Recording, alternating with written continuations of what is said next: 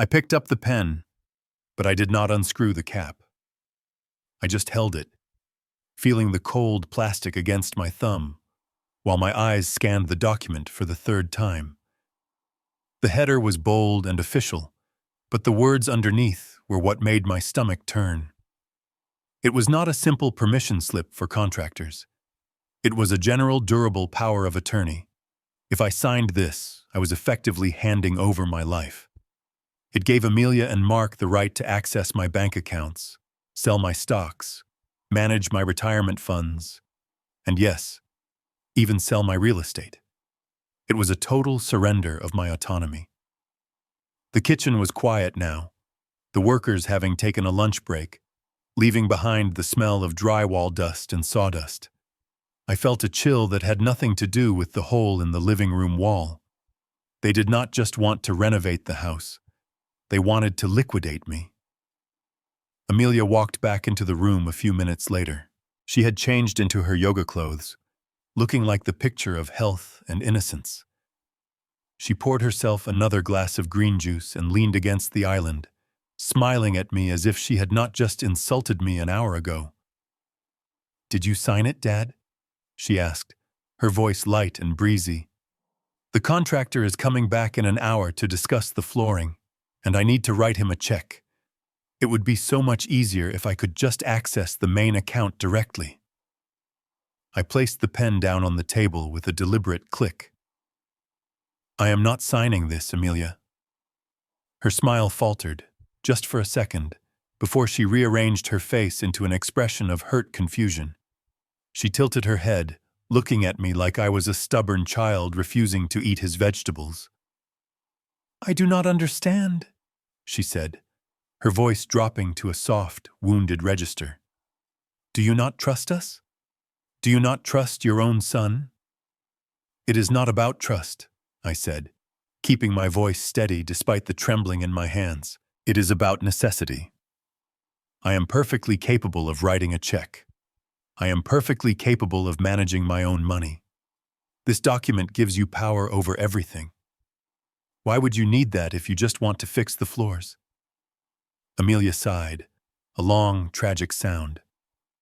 She walked over and pulled out a chair, sitting across from me. She reached out to cover my hand with hers. Her skin was cold. "Dad," she said, "look at me. We are just worried about you. You have been slipping lately." I pulled my hand away. "Slipping? What are you talking about?" "Mark," she called out, not looking away from me. "Mark, come in here, please." Mark appeared from the living room, looking miserable. He hovered by the doorway, refusing to make eye contact. "Tell him, Mark," Amelia said gently. "Tell him about last week." Mark rubbed the back of his neck. "Dad, it is just, you know, the stove." "The stove?" I asked, looking between them. "What about the stove?" "You left it on," Mark said, his voice barely a whisper. "Last Tuesday. You made tea, and you left the gas running. Amelia found it 3 hours later. The whole house could have blown up." I stared at him, my mouth slightly open. I searched my memory. I remembered making tea. I remembered sitting on the porch. But I distinctly remembered turning the dial to the off position. I always did. It was a habit ingrained in me from 40 years of engineering safety protocols. "Check twice, act once." "I did not leave the stove on," I said firmly. "I always turn it off." "See," Amelia whispered, looking at Mark with wide, sad eyes. "He does not remember." "That is what scares me, Mark. He genuinely does not remember." She turned back to me. "Dad, and what about the garage door? You left it open all night on Friday. Anyone could have walked in and killed us in our sleep." I felt a flush of heat rise up my neck. I was sure I had closed the garage. I had pressed the button.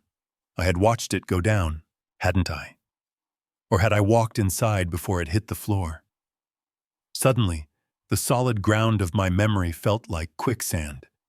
Was I losing it? Was I really becoming that old man who endangers his family? The fear was a cold knot in my gut. I had seen friends go down that path. The slow erosion of self, the confusion, the denial. Was I in denial right now? I was sure I closed it, I stammered, my confidence shattering. Amelia nodded sympathetically. Of course you are sure. That is how it starts. You think you are fine, but you are not. We just want to protect you, Gabe. If you sign this, we can handle the details. You will not have to worry about the stove, or the bills, or the contractors. You can just rest. You have worked hard your whole life. Let us take the burden. She pushed the paper and the pen back toward me. Just sign it, Dad. Do it for Mark. Do it so he does not have to worry about his father burning the house down. I looked at Mark. He was looking at the floor, biting his lip. He looked terrified. Was he terrified for me? Or was he terrified of her? I need to think about it, I said, pushing the chair back. I felt suffocated. I need some air. I left the paper on the table and walked out of the kitchen. I could feel Amelia's eyes boring into my back. I went to the backyard, my heart pounding in my chest. I sat on the old bench Sarah and I had bought for our 30th anniversary. I looked at my hands. They were wrinkled, spotted with age. Was my mind looking like that too? The doubt she had planted was growing fast, like a weed. Maybe they were right. Maybe I was a danger. Maybe signing the paper was the responsible thing to do. I spent the rest of the day in a fog, avoiding them, hiding in my room trying to retrace my steps from the last week. Did I leave the water running? Did I forget to lock the front door? I could not be sure anymore, and that uncertainty was terrifying. Night fell, and the house grew quiet. I skipped dinner, claiming I had a stomach ache. I could not bear to sit across from them, to see the pity in Amelia's eyes and the shame in Mark's. I lay in bed, staring at the ceiling, the unsigned document burning a hole in my mind. Around 2 a.m, I woke up. My throat was parched. I needed water. I got up slowly, trying not to make the floorboards creak. The hallway was dark. As I passed the guest bathroom, which was right next to the stairs, I heard a sound. It was the bathroom fan whirring, but underneath it there was a voice. I stopped. The door was cracked open just a sliver. Light spilled out onto the carpet. It was Mark. I held my breath and leaned closer. I knew I shouldn't eavesdrop. It was rude. It was an invasion of privacy. But something in the tone of his voice made my skin crawl. He sounded desperate. He sounded like a man drowning. "Please listen to me," Mark was whispering, his voice frantic. "I cannot get it today." "He is stubborn." "No. Do not come here. Please do not come here." I pressed my ear closer to the gap in the door. 80,000, Mark hissed. "I know, okay? I know it is $80,000. I am not trying to run. I just need time. 1 week. Give me 1 more week." There was a pause, as if he was listening to someone screaming on the other end of the line. "I will get it," Mark said, his voice cracking. "My wife is working on him. He is cracking. We convinced him he is losing his memory today. He is scared. He will sign the power of attorney. Once he signs, I can get access to the equity in the house. I will pay you everything, plus interest. Just please, do not hurt her. Do not come to the house." My heart stopped. The world tilted on its axis. The stove, the garage door. It was not me. I was not losing my mind. They were gaslighting me. They were making me think I was crazy so I would hand over my life to them. And it was not about renovations. It was not about taking care of me. $80,000. My son owed someone $80,000, and I was the piggy bank he was about to smash open to pay the debt. I backed away from the door, my feet silent on the carpet. I felt sick, physically sick. The betrayal washed over me, colder than any winter wind. My son was not protecting me. He was feeding me to the wolves to save himself. I crept back into my room and locked the door. I sat on the edge of the bed, my hands shaking uncontrollably. But this time, they were not shaking from fear or doubt. They were shaking with rage. I looked at the photo of Sarah on my nightstand. "I am sorry," I whispered to her. I tried to be nice. I tried to help them. Then I reached under the mattress and pulled out my old flip phone again. I needed help. I needed someone who knew how to fight wolves. I needed my brother. I dialed Ben's number in the dark. It was 3 in the morning, but I knew he would answer. He always slept with one eye open. The line clicked. "Ben," I whispered into the darkness. "You were right. About everything." I took a deep breath, the sound of Mark's desperate plea still echoing in my ears. "They are not just trying to take the house, Ben. They are trying to make me think I am insane. And Mark is in deep trouble. I need a plan, and I need it now." I hung up the phone and stared at the door. They thought I was a confused old man. They thought I was an easy target. But they forgot one thing. I was an engineer. I knew how to build things up, but I also knew exactly how to tear them down. And I was about to bring their whole world crashing down on their heads. The sound of the front door closing echoed through the hallway like a gavel striking a judge's desk. I stood by the window behind the curtain and watched as Mark and Amelia got into her white SUV. She was driving, of course. Mark sat in the passenger seat, staring straight ahead, looking like a man being driven to his own execution. They were heading to what Amelia called a networking brunch, but I knew better. They were going to meet whoever was holding the leash on that $80,000 debt. As soon as the taillights disappeared around the corner, the silence of the house crashed down on me. It used to be a comforting silence, the kind that held memories of family dinners and Christmas mornings. Now, it felt heavy and conspiratorial. I was alone, but I did not feel safe. I felt like a detective at a crime scene, and the victim was my own future. I did not waste a second. I moved quickly toward the room that used to be my sanctuary. For 30 years, it had been my home office. It was where I drafted the blueprints for the downtown library and the structural supports for the suspension bridge on the interstate. It smelled of old paper, graphite, and cherry tobacco. But when I pushed the door open, that smell was gone. Now, it smelled of vanilla air freshener and ambition. Amelia had claimed the room 2 months ago. She said she needed a dedicated space for her brand. My drafting table was gone, replaced by a sleek, white glass desk that looked too fragile to hold a cup of coffee. My bookshelves, once filled with engineering manuals and encyclopedias, were now staged with decorative vases and books that were color-coordinated but never read. My heart ached seeing it, but I pushed the sentimentality aside. I was not here to reminisce. I was here to find the truth. I walked around the desk. She was messy. For all her talk of aesthetics and organization, her workspace was chaotic. But she was also arrogant. She believed I was a confused old man who would not dare enter her territory, let alone snoop through it. That arrogance was her mistake.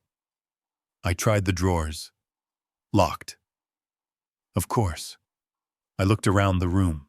Where would she put things she did not want to keep, but was too lazy to shred? My eyes landed on the wastebasket in the corner. It was a fancy wire mesh thing, almost full. I knelt down on the plush white rug. My knees popped, a painful reminder of my age, but I ignored it. I reached into the bin. It was mostly empty coffee cups and tissues, but at the bottom, beneath a layer of discarded mailers, I saw the corner of a thick envelope. I pulled it out. It was crumpled, as if someone had squeezed it in anger before throwing it away. I smoothed it out on the floor. It was a letter addressed to Mark, but it had been sent to a P.O. box I did not recognize. There was no return address, just a logo stamped in the corner. A pair of dice and a spade. I opened it. The letter inside was short, brutal, and terrifying. It read, "You have run out of extensions, Mark. The interest has compounded. You are now at 85,000. If we do not see a wire transfer by Friday, we will stop sending letters and start sending associates. Do not make us come to the house. We know where your father sleeps." I felt the blood drain from my face. My hands started to tremble, rattling the paper. It was not just gambling, it was dangerous gambling. Underground, unregulated. These were loan sharks. And Mark had given them my address. He had put a target on my back to cover his own addiction. I dug deeper into the trash. If Mark was desperate, Amelia was the one with the plan. I found a second document, torn in half but still readable. I pieced it together on the floor. It was an application form from a predatory lending company I had seen advertised on late-night television. The title at the top made my stomach turn. Reverse mortgage application. I scanned the lines. It was all there. The estimated value of my house. The equity I had built up over 40 years of hard work. The payout amount. They were applying for a lump sum. They wanted to cash out the entire value of the house immediately. And there, at the bottom of the page, was the section for the homeowner. Gabriel Foster. The name was typed in. The date was filled out for tomorrow. The only thing missing was my signature. I sat back on my heels, the room spinning slightly. The pieces of the puzzle slammed together. The gaslighting. The sudden concern for my memory. The power of attorney document she had tried to force me to sign yesterday. They did not want to manage my finances to help me. They needed the power of attorney so they could sign this document on my behalf. They were going to use my legal authority to sell the equity in my home, take the cash to pay off Mark's loan sharks, and leave me with a debt that would eat up everything I had left. The reverse mortgage meant the bank would own the house. As long as I lived here, it was fine. But the moment I died or moved to a care facility, the bank would take it. They were literally betting on my death. They were selling my legacy, the inheritance I intended to leave for my grandchildren if I ever had them, just to fix their own mistakes.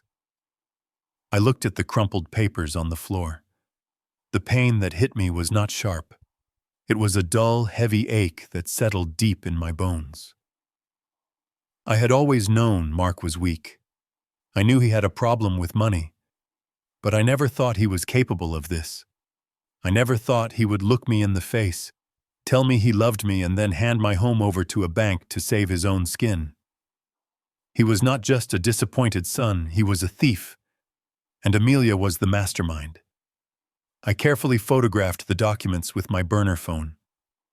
My hands were steady now. The shock had passed, replaced by a cold, hard resolve. I put the papers back in the trash exactly as I had found them, layering the coffee cups and tissues over the top. I fluffed the wire mesh so it looked undisturbed. I stood up and walked out of that office. I did not look back. That room was no longer part of my home. It was a crime scene. I went to the garage, the only place where the walls didn't feel like they had ears. I sat in the driver's seat of my old sedan, the car they kept trying to convince me to sell. I took a deep breath, inhaling the smell of old leather and oil. It smelled like the past. It smelled like truth. I pulled out my phone and dialed the number I had called last night. Ben picked up on the first ring. "I found it," I said, my voice sounding strange to my own ears. It sounded devoid of emotion, like a machine. "What did you find, Gabe?" Ben asked. I told him everything. The letter from the loan sharks, the threat to come to the house, the reverse mortgage application filled out in my name. There was a long silence on the other end of the line. Then I heard Ben let out a low, angry breath. "They are trying to liquidate you, Gabe," Ben said, his voice hard. "They are trying to strip mine your life before you are even in the ground." "I know," I said. I looked at the garage door, imagining the loan sharks standing there, imagining Mark opening the door for them. "Ben," I said, "you were right. You were right about Amelia, and you were right about Mark. They do not just want to manage the house. They want to sell it. They are going to rob me blind and leave me with nothing." "We are not going to let that happen," Ben said. "Do you have the evidence?" "I have photos," I said. "Good," Ben said. "Now listen to me carefully. You cannot let them know you know. You have to play the part. You have to be the confused, tired old man they think you are. Can you do that?" I thought about the anger burning in my chest. I thought about the punch I wanted to throw. But then I thought about the satisfaction of seeing the look on Amelia's face when the trap snapped shut. "I can do it," I said. "Then get ready," Ben said, "because we are about to throw you a birthday party they will never forget." I hung up the phone. I sat in the dark garage for a moment longer. I was not just Gabriel Foster, the retired engineer, anymore. I was a man undercover in his own life, and I was about to give the performance of a lifetime. I parked my car 3 blocks away from Harry's Diner just to be safe. It was a place Amelia would never set foot in. The floors were sticky, the coffee tasted like battery acid, and the menu had not changed since 1970. It was the perfect place to plan a counterattack. My brother Ben was already sitting in a booth at the back, facing the door. That was Ben. He never sat with his back to an entrance. He was 2 years younger than me, but life as a corporate lawyer had made him harder, sharper. While I built bridges, Ben built cases, and he knew how to destroy people. I slid into the booth opposite him. He did not smile. He did not ask how I was. He just looked at me with those steel-gray eyes that had terrified opposing counsel for decades. "You look like hell, Gabe," he said, taking a sip of his black coffee. "I feel like hell," I admitted. "I told you about the loan sharks. I told you about the reverse mortgage. But I did not tell you how it feels to look at my own son and see a stranger." Ben reached into his leather briefcase and pulled out a thick manila envelope. He placed it on the table between us. The sound of the heavy paper hitting the formica table was loud in the quiet diner. "You do not know the half of it," Ben said. "I did some digging last night. I still have friends in the private investigation sector. And what they found on your daughter-in-law is not just concerning. It is terrifying." I reached for the envelope, but Ben put his hand on top of it. "Listen to me before you open this," he said, his voice low and intense. "We always thought Amelia was just a gold digger. We thought she married Mark because she saw a weak man with a wealthy father. But it is worse than that. She is not just a gold digger. She is a black widow." A cold chill ran down my spine. "What do you mean?" "Open it," Ben said. I opened the folder. The first thing I saw was a mugshot. It was Amelia, but she looked younger. Her hair was different, darker, but the eyes were the same. Cold, calculating. The name under the photo was not Amelia Foster. It was Amelia Shaw.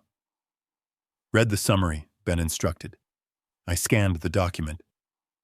Amelia Shaw, born in Reno, Nevada, married at 22 to a man named Thomas Miller.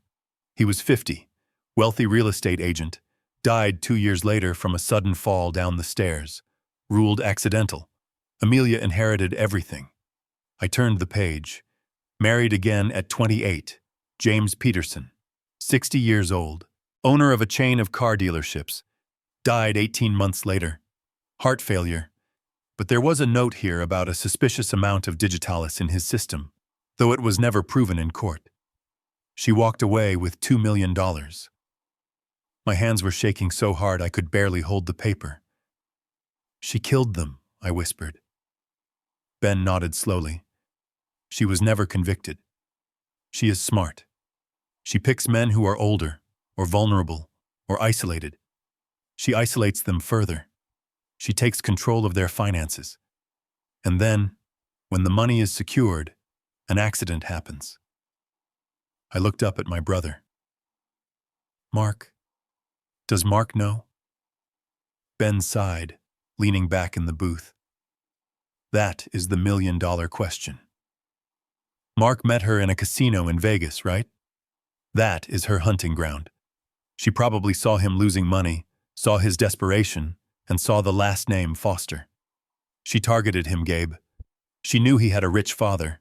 Mark is not just her husband. He is her ticket to you. And now that they are in your house, the clock is ticking.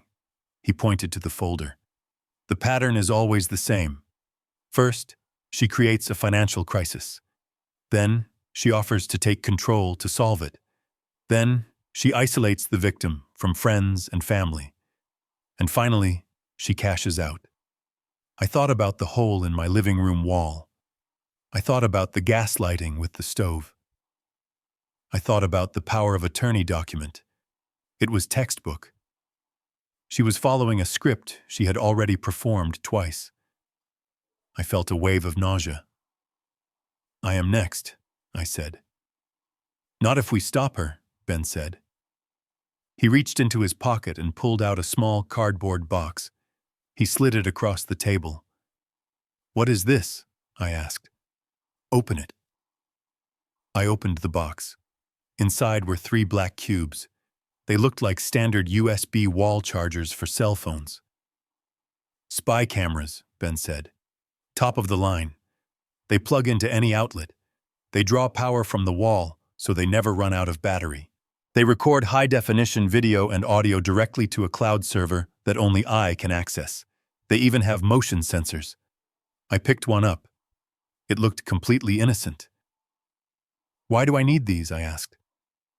I have the documents from the trash. Isn't that enough? Ben shook his head. No. Documents can be explained away. She can say she was just researching options. She can say Mark filled them out without her knowledge. In a court of law, especially when elder abuse is involved, it often becomes a he said, she said situation. And unfortunately, juries can be biased.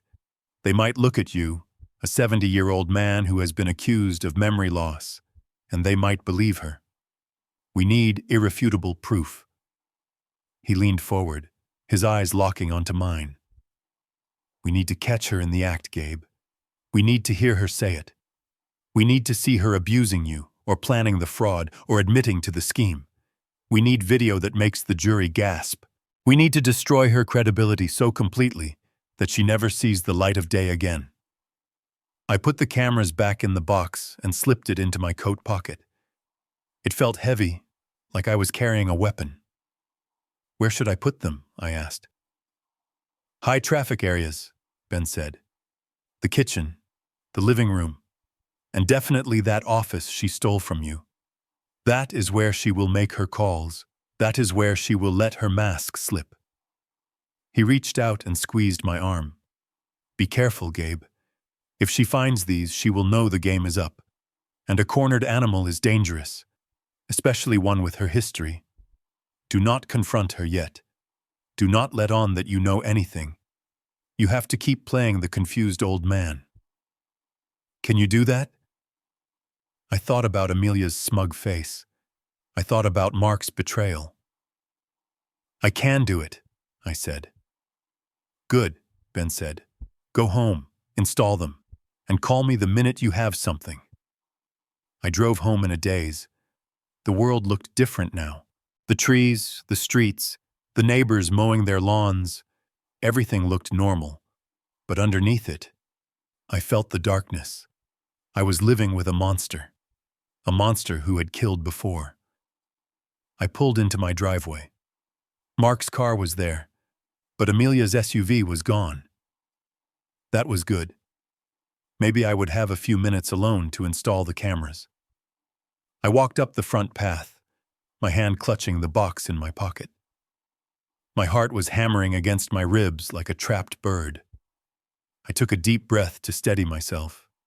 Play the part, I told myself. You are just a tired old man. I unlocked the front door and stepped inside. The house was quiet. I let out a sigh of relief. I started to unzip my coat, planning to head straight to the kitchen to plug in the first camera. Suddenly, a shadow detached itself from the wall in the hallway. I jumped, nearly dropping my keys. It was Amelia. She was standing there in the semi-darkness, her arms crossed, her silhouette sharp and imposing. I hadn't heard her car. She must have parked down the street, or maybe she never left. Her eyes were fixed on my coat pocket. "Dad," she said, her voice silky and low, slicing through the silence. I froze. My hand was still on the bulge in my pocket where the cameras were. "I did not hear you come in," I stammered, trying to sound casual, but my voice was tight. "Clearly," she said. She took a slow step toward me.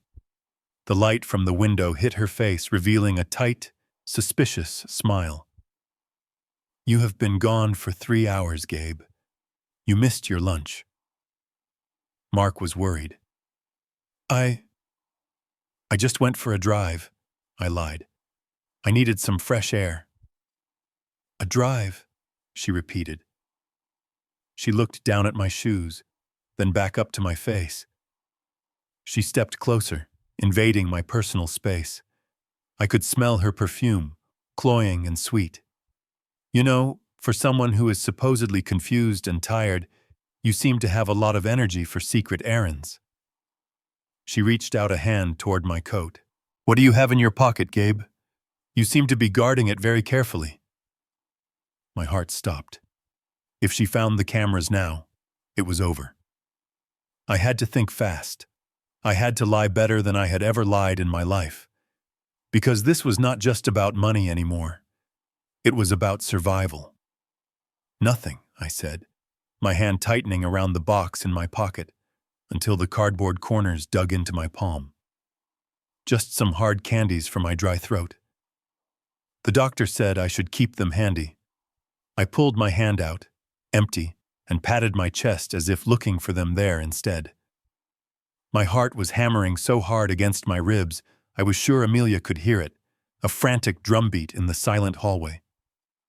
Amelia narrowed her eyes, scanning my face like she was looking for a crack in the foundation. She stood there for a second longer, blocking my path, letting the silence stretch until it was uncomfortable. Then she gave a short, dismissive sniff. "Well, do not spoil your appetite," she said, turning back toward the living room. "Dinner is in 20 minutes. And wash your hands. You look like you have been digging in the dirt." I let out a breath I did not know I was holding. I waited until she disappeared around the corner before I moved. I had to act fast. Ben said to put them in high-traffic areas: the living room, the kitchen, and the office. I walked into the living room first. Amelia was on the sofa, scrolling through her phone, her back to the main electrical outlet near the television stand. It was risky, but it was the best angle. It would capture the entire room. I walked over to the TV, pretending to fiddle with the cable box. "The picture is fuzzy," I mumbled, more to myself than to her. "Ugh, leave it alone, Gabe." Amelia sighed without looking up. "It is streaming. It does not get fuzzy." I knelt down. My knees cracked loudly. I pulled the first camera out of my pocket. It looked exactly like a standard black USB charging block. I reached for the power strip behind the cabinet. My hand was shaking. I could not get the prongs to align with the holes. Suddenly, Amelia shifted on the couch. "What are you doing back there?" she asked, her voice sharp. Panic surged through me. I fumbled, and the box of heart medication I actually kept in my shirt pocket slipped out. It hit the wooden floor with a loud rattle and rolled under the sofa. "Damn it," I cursed, this time genuinely frustrated. "I dropped my pills," I said, my voice trembling. I heard Amelia groan. She stood up and walked over, her shadow falling over me. I used the moment of her approach to jam the camera into the outlet with a desperate shove. It clicked into place. A tiny, almost invisible blue light blinked once, then went dark. It was recording. "Move," she snapped. She shoved me aside gently but firmly and reached under the sofa. She grabbed the bottle of pills and stood up, dusting it off. She looked at the label. "Atorvastatin," she read. "You really need to be more careful with these, Gabe. If the dog ate them, he would die. And we do not want any unnecessary deaths in this house, do not we?" She handed the bottle back to me. Her eyes were cold, devoid of any real concern. "Go wash up," she repeated. I nodded, clutching the bottle, and retreated to the kitchen. 1 down, 2 to go. The kitchen was easier. I plugged the second camera into the outlet above the counter, right next to the coffee machine. It blended in perfectly with the toaster and the blender. It looked like just another charger for a phone or a tablet.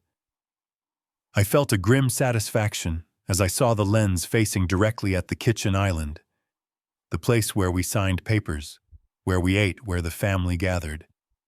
The last one was the hardest. The office. Amelia had claimed it as her territory. She kept the door closed, but I knew she usually took a shower before dinner. I waited in the kitchen, listening. 10 minutes later, I heard the water running upstairs. Mark was in the garage, tinkering with his car. This was my chance. I slipped into the office. The air inside was stale. I moved quickly to my old desk. I found an outlet near the bookshelf, hidden slightly by a decorative fern, but still offering a clear view of the desk and the safe in the corner. I plugged it in. My hands were steady now. I was not just a victim anymore. I was a hunter setting a trap. I stepped back and looked at the room. To anyone else, it looked normal. But to me, it felt like a stage set for a tragedy. I had built this room to design structures that would stand the test of time. Now, I was bugging it to prove that my family was trying to demolish me. I slipped out and closed the door just as the water stopped running upstairs. Dinner that night was an exercise in torture. I sat across from Mark and Amelia, eating roast chicken that tasted like sawdust. They talked about the weather, about the neighbors, about everything except the $80,000 debt and the reverse mortgage. They smiled. They passed the salt. They acted like everything was normal. I watched them, wondering how they could eat with such ease. How could Mark look at me, his father, and smile while knowing he was planning to sell the roof over my head? How could Amelia pour me water while plotting to dry me out? I went to bed early, claiming a headache. I locked my bedroom door. It was the only barrier I had left. I sat on the edge of my bed and pulled out my tablet. Ben had set up a secure app for me. I opened it and entered the password. 3 black squares appeared on the screen. I tapped the first one, the living room. It was dark now, but the camera had night vision. I could see the ghostly outline of the furniture. I tapped the second one, the office. Empty. I tapped the third one, the kitchen. My breath hitched in my throat. The kitchen lights were on. The camera angle was perfect. It showed the entire island in high definition. Amelia was there. She was wearing her silk robe. She was standing at the counter, humming a soft tune. It looked like she was making tea. I watched, mesmerized and terrified. She reached into the cabinet where we kept the medicines. She pulled out a row of orange prescription bottles. My bottles. I zoomed in on the screen. The image was crisp. I could read the labels. There was my blood pressure medication, my cholesterol pills, and my heart medication. Amelia opened the bottle of heart medication, the one I had dropped earlier. She poured the pills out onto a paper towel. They were small, white, round tablets. Then she reached into the pocket of her robe and pulled out a plastic baggie. She opened it and poured a different set of pills onto the counter. They were also small, white, and round. To the naked eye, they looked identical to my medication. My blood ran cold. I watched in horror as she used a kitchen knife to scrape my real heart medication into the trash can. Then, with methodical precision, she scooped the pills from the baggie and put them into my prescription bottle. She screwed the cap back on. She gave the bottle a little shake, like a bartender mixing a cocktail. She held the bottle up to the light, smiling. It was a smile I had never seen before. It was not smug or arrogant. It was the smile of a predator who knows the prey is already caught. She put the bottle back in the cabinet, right at the front, where I would reach for it the next morning. I sat there in the dark, the tablet shaking in my hands. I felt like I was going to vomit. This was not just financial fraud. This was not just theft. Ben was right. She was not waiting for me to die. She was helping me along. I did not know what those new pills were. Maybe they were sugar pills, meant to do nothing so my heart would fail on its own. Maybe they were something worse, something that would interact with my other meds and cause a stroke. I watched her turn off the kitchen light, plunging the screen into the eerie green glow of night vision. I put the tablet down on the duvet. I could not feel my fingers. I looked at the door of my bedroom. I was trapped in a house with a woman who was actively trying to kill me, and a son who was too weak to stop her. I realized then that the game had changed. I was not just fighting for my house anymore. I was fighting for my life. I grabbed my burner phone. I did not care what time it was. I texted Ben. Check the kitchen feed. 10:15 p.m. It is not just the house. She is swapping my meds. I stared at the phone, waiting for a reply, praying that I would live long enough to see justice. Because now I knew the truth. The drilling in the living room wasn't the only thing destroying this house. The real demolition was happening in a little orange bottle in the kitchen cabinet, and I had it all on tape. I sat there in the dark, and I played the video again. My finger hovered over the screen of the tablet, trembling slightly as I dragged the timeline back to the 10-minute and 15-second mark. I had to watch it again. I had to be absolutely certain that what I was seeing was not a nightmare conjured by a stressed and aging mind, but a cold, hard reality captured in high definition. On the glowing screen, the scene played out in eerie silence before I turned the volume up. Amelia stood in the kitchen, the heart of my home, bathed in the artificial light of the under-cabinet LEDs. She looked calm. She looked methodical. She held the bottle of my heart medication in her left hand and a plastic bag of unknown white pills in her right. I watched her pour my life-saving medicine into the trash compactor. She did not hesitate. She did not look over her shoulder. It was a chore to her, as mundane as taking out the garbage or wiping down the counters. Then, with the steady hands of a surgeon, she poured the replacement pills into the orange bottle. They were identical in size and shape. To the naked eye, they were indistinguishable, but I knew with a sickening certainty that whatever was in that bottle now was not meant to keep my heart beating. It was meant to stop it. I turned the volume up as high as it would go without waking the house. The microphone on the camera was sensitive. I could hear the hum of the refrigerator. I could hear the click of the bottle cap being screwed back on. And then, I heard footsteps. On the screen, the kitchen door swung open and Mark walked in. He looked terrible. His hair was messy, his face pale and sweaty even in the cool air of the house.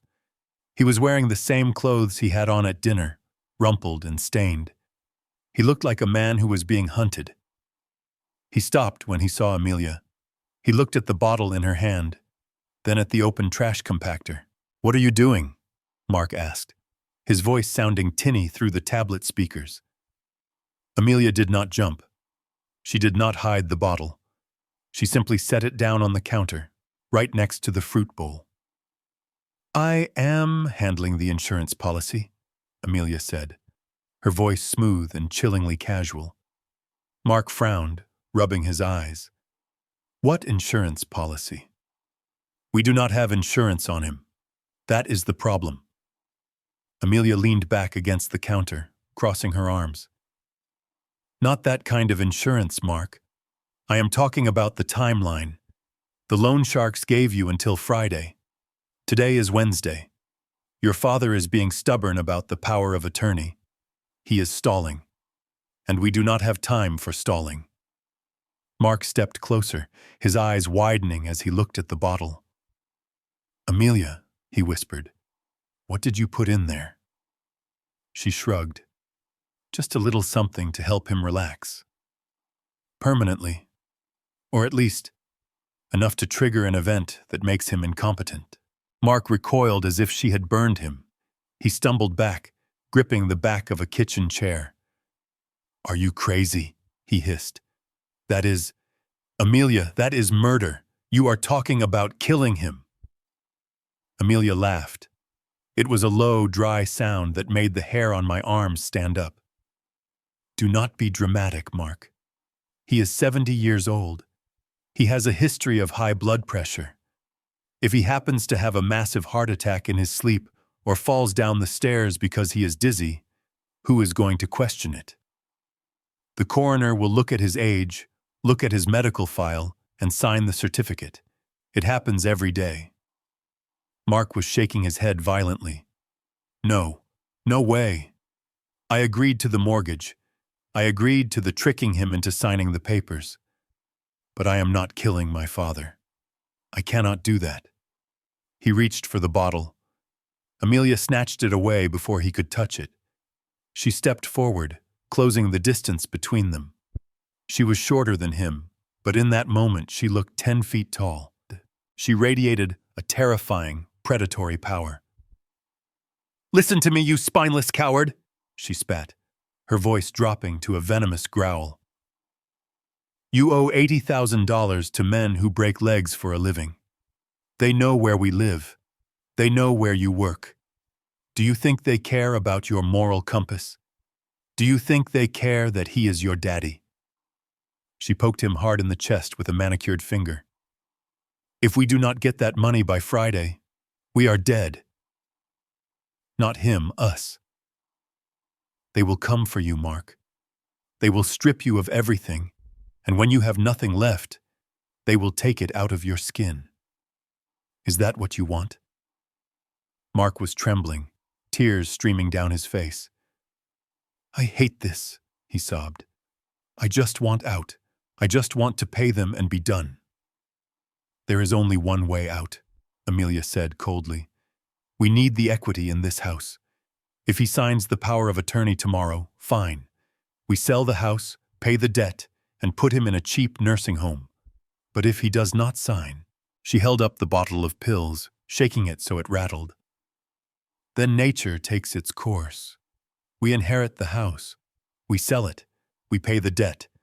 Either way, we win. But you have to decide right now whose life matters more to you, your father's or yours." Mark looked at her, then looked at the bottle. He looked like a trapped animal gnawing on its own leg. "He is my dad," Mark whispered, his voice breaking. "He raised me." "He is an obstacle," Amelia snapped. "And he is the reason you are in this mess. If he had just given you the money when you asked, instead of lecturing you about responsibility, we would not be here. He holds on to his millions while you drown. That is not love, Mark. That is selfishness." She raised her hand and slapped him. The sound was sharp and loud, echoing through the kitchen speakers. My head snapped back as if I had been the one hit. Mark stood there, his cheek turning red, shock written all over his face. "Wake up!" Amelia screamed, though she kept her voice at a harsh whisper. "Stop crying like a child. Are you with me? Or are you going to let those thugs break my knees? Because if you walk out that door, I am leaving you, and I will tell the police you planned the whole thing." Mark stared at her, his hand touching his stinging cheek. He looked at the door. He looked at the phone on the wall. For a split second, I hoped. I prayed to God, to the universe, to the spirit of his mother. "Run, Mark," I thought. "Run out the door. Call the police. Come upstairs and warn me. Do something decent." But he did not run. He looked at Amelia. He looked at the fear of the debt that was crushing him. And slowly, painfully, the light went out of his eyes. The son I knew, the boy who used to catch fireflies in this very backyard, vanished. He lowered his hand. He wiped his nose. "Okay," he whispered. Amelia smiled. It was the smile of a trainer who had just broken a wild horse. "Okay, what?" she asked. "Okay," Mark said, his voice flat. "Dead. Do what you have to do, just do not make him suffer." Amelia patted his cheek, right where she had slapped him. "That is my good boy," she cooed. "Go to bed, Mark. I will bring him his tea in the morning." Mark nodded. He turned and walked out of the kitchen, passing directly under the camera. He did not look up. He walked like a zombie, a shell of a man who had just sold his soul for $80,000. I watched Amelia for a moment longer as she placed the tampered bottle back in the cabinet, right in the front row. Then I turned off the tablet. I sat in the darkness of my bedroom, but I did not cry. I think I had run out of tears. A strange calm settled over me. It was the calm of a soldier who realizes the diplomacy is over and the battle has begun. My son was dead. The man who walked out of that kitchen was not Mark. He was an accomplice. He was a potential murderer. He had been given a choice between his father's life and his own comfort, and he had chosen himself. The pain was there, a dull, throbbing ache in the center of my chest, but I pushed it down. I locked it away in a box deep inside my mind. I could not afford to grieve right now. Grief makes you slow. Grief makes you weak. And I needed to be faster and stronger than I had ever been. I stood up and walked to the window. The moon was shining down on the lawn, illuminating the swing set I had built for Mark when he was 5. I stared at it until the image blurred. Then I turned away. I went to my closet and pulled out a suit bag.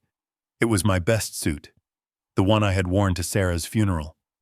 I hung it on the door. I would need it for Saturday. I picked up my burner phone and dialed Ben's number.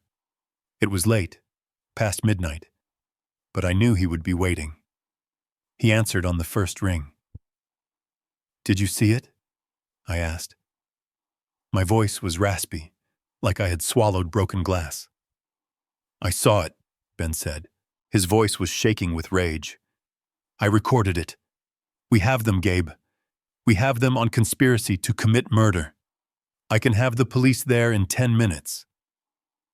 "No," I said. Ben paused.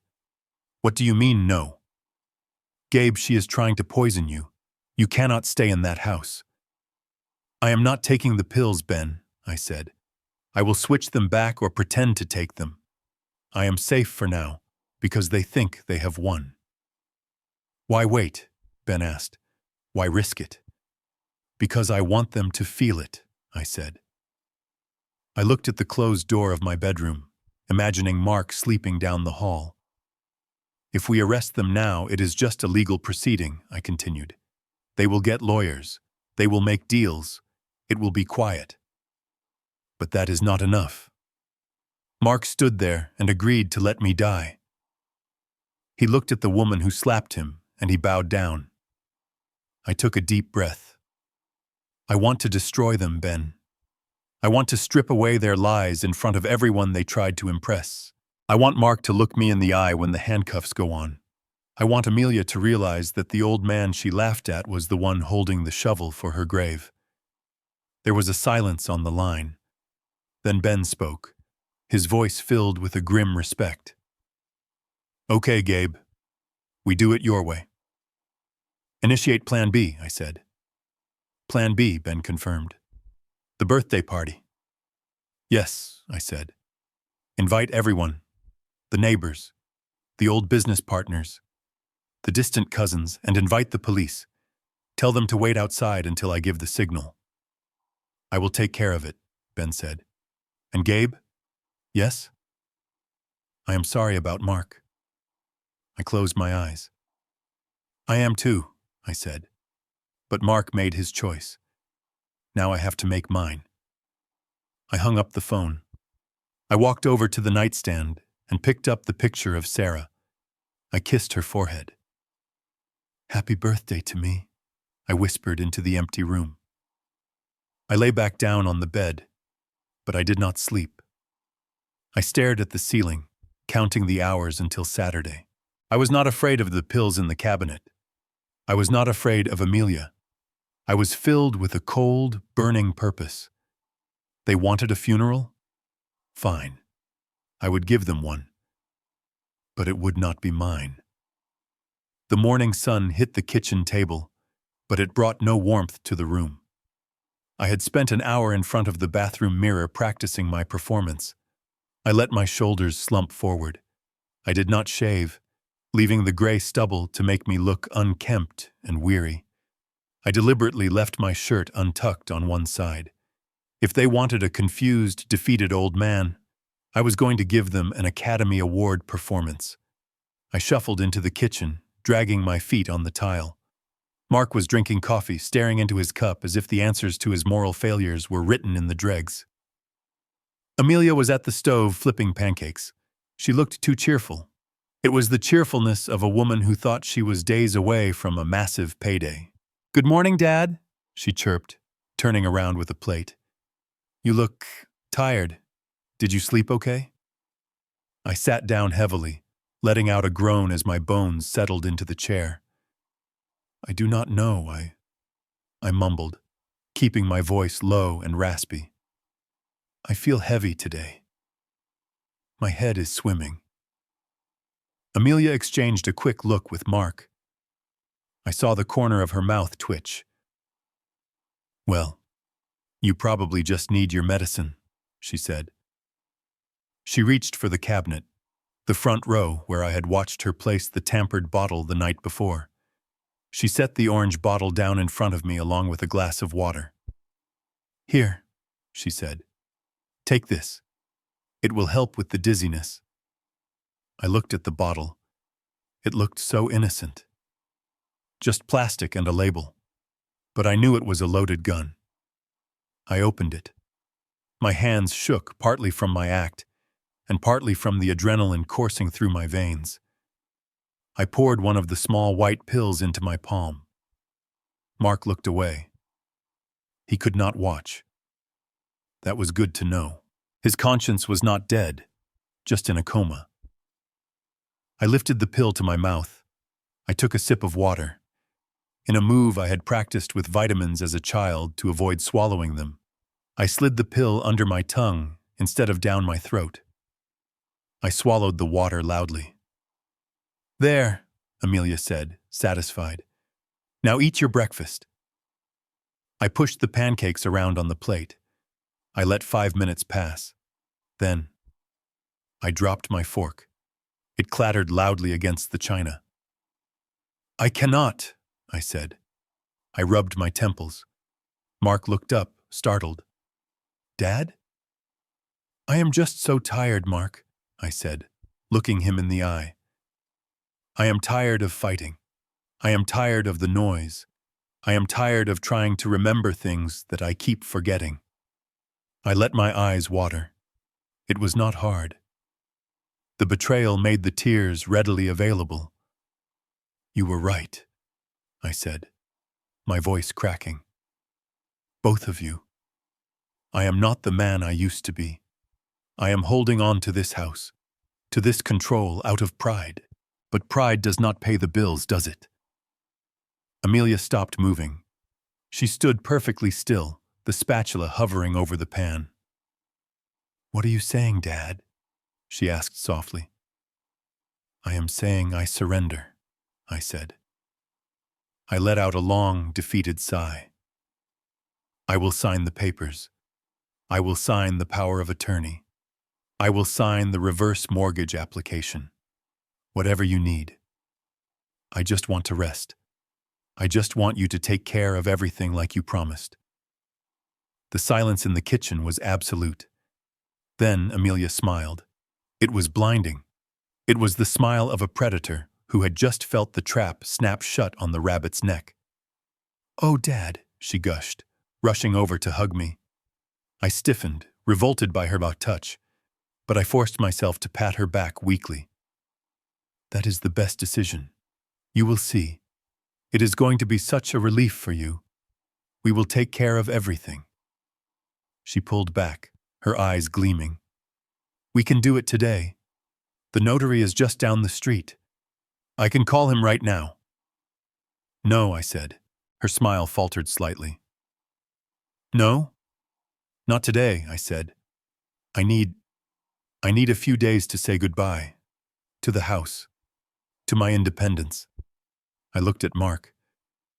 "Saturday is my 70th birthday." Mark nodded slowly. Yeah, it is."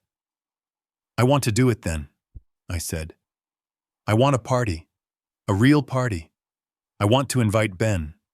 I want to invite the neighbors. I want to invite my old partners from the firm.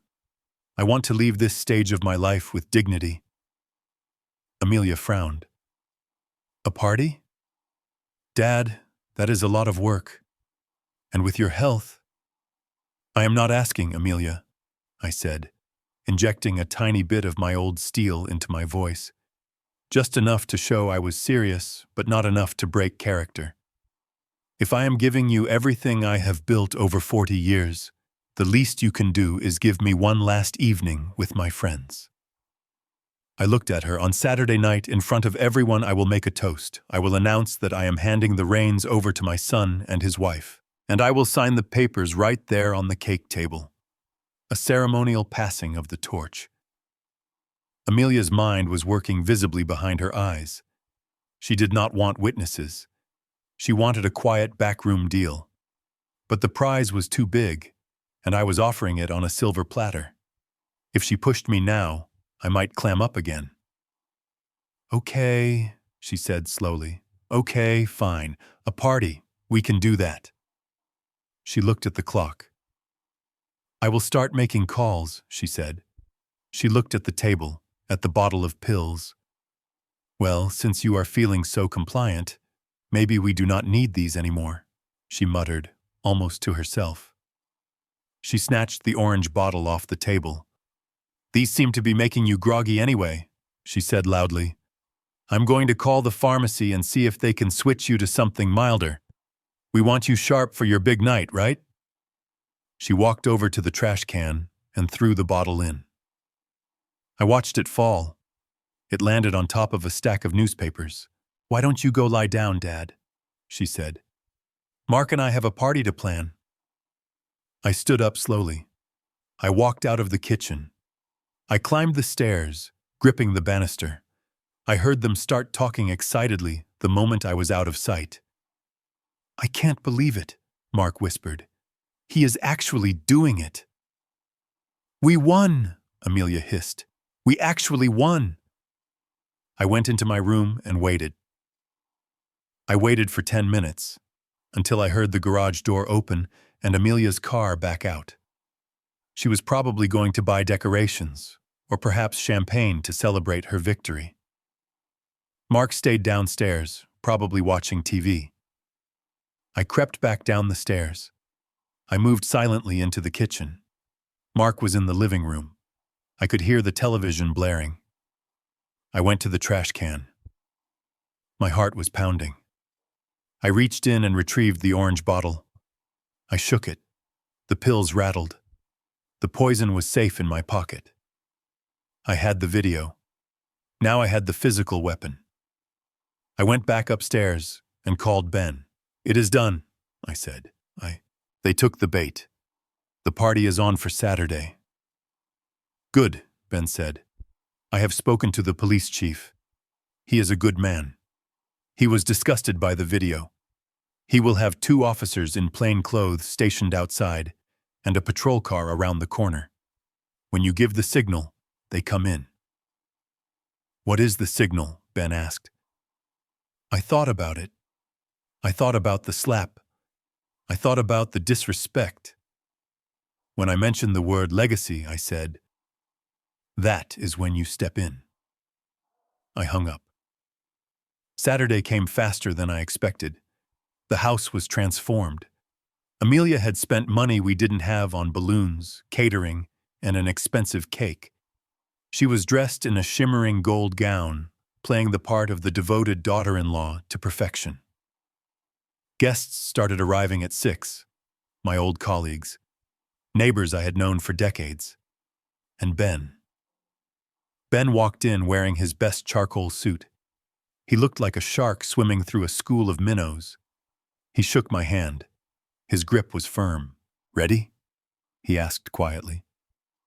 I looked across the room. Mark was laughing with a cousin, holding a drink. He looked relieved. He thought his debt was gone. He thought he was safe. He looked at me, and for a second, his smile faltered. He saw something in my eyes. Maybe it was the lack of the confusion I had feigned all week. Maybe it was the cold clarity of a father who has realized his son is lost. He looked away, unable to hold my gaze. I touched the pocket of my jacket. The bottle of pills was there. The power of attorney document was on the table in the center of the room, next to the cake, waiting for my signature. The trap was set. The audience was seated. It was time for the final act. I walked toward the center of the room and tapped a spoon against my champagne glass. The sharp, ringing sound cut through the chatter. Silence fell over the room. Amelia beamed at me, her eyes saying, "Sign it, old man." Mark shifted his weight, nervous. I took a deep breath. "Welcome, everyone," I said. "Thank you for coming." I looked at Mark. I looked at Amelia. And then I looked at the camera lens I had hidden in the smoke detector above their heads. "Tonight is a night of revelation," I said. And I saw Amelia's smile flicker, just for a fraction of a second, as she realized that the old man's voice was not shaking anymore. The house did not look like the home I had built with my own hands anymore. It looked like a stage set for a play where everyone knew their lines except the audience. Amelia had outdone herself. There were gold and silver balloons floating against the high ceiling of the living room, their ribbons trailing down like expensive confetti. The smell of fresh lilies was everywhere, heavy and cloying, masking the scent of the old wood and leather that I loved. A string quartet was playing in the corner, soft classical music that felt too elegant for a simple 70th birthday. It was perfect. It was beautiful, and it felt like a funeral. I stood near the fireplace, dressed in my charcoal suit. I had combed my hair and shaved, but I kept my posture slightly stooped, maintaining the illusion of the frail old man they wanted to see. Amelia was glued to my side, her hand wrapped tightly around my bicep. To the guests, it looked like a gesture of support, a loving daughter-in-law steadying an elderly man. But I could feel her fingers digging into my muscle, a constant, sharp reminder of who was really in charge. She was wearing a shimmering gold dress that caught the light every time she moved. She was radiant, smiling until her cheeks must have ached. Every time a guest approached, she would squeeze my arm and launch into her performance. "Look at him," she would coo, tilting her head affectionately. "Doesn't he look wonderful? We are so blessed to have him with us. We are just cherishing every moment. I would smile back, a weak, trembling smile that I had practiced in the mirror. Thank you, Amelia, I would say, my voice raspy. You are too good to me. Inside, I was screaming. I wanted to shake her off. I wanted to tell my neighbor, old Mrs. Higgins, that the woman smiling at her had poisoned my medicine cabinet 3 nights ago. But I held my tongue. The trap had to be sprung at the exact right moment. The room filled up quickly. There were faces I had not seen in years. My old partners from the engineering firm, men I had argued with over blueprints and budgets, now clapping me on the back and telling me I looked ready for another 10 years. Cousins I had lost touch with, holding glasses of expensive champagne that Mark had paid for with credit he did not have. Mark was there, but he was not playing his part as well as his wife. He stood near the bar cart in the corner, nursing a glass of scotch. He was wearing a navy suit that fit him well, but he looked small inside it. His eyes were darting around the room, never landing on anything for more than a second. He was sweating, despite the cool air conditioning. Every time our eyes met, he would look away, pretending to check his watch or adjust his tie. He was drinking fast. I counted 3 refills in the first hour. He was trying to drown the voice in his head that was screaming at him that he was a coward. He thought that once I signed the papers, the debt would vanish, the loan sharks would back off, and he could go back to being the good son.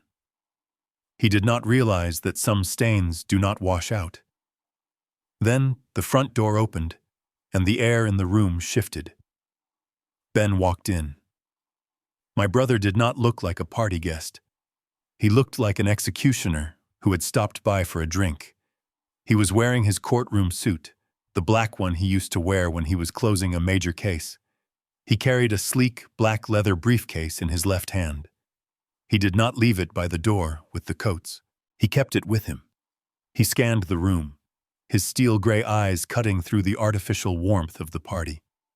When he saw Amelia, he gave her a curt nod. When he saw Mark, his expression didn't change, but his jaw tightened. Then he looked at me. He gave me a barely perceptible wink. The cavalry had arrived. Amelia stiffened beside me. She did not like Ben. She knew he was sharp, and she knew he was suspicious, but she was too confident in her victory to be truly afraid.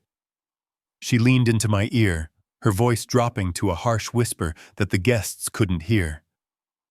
"Why did you invite him?" she hissed.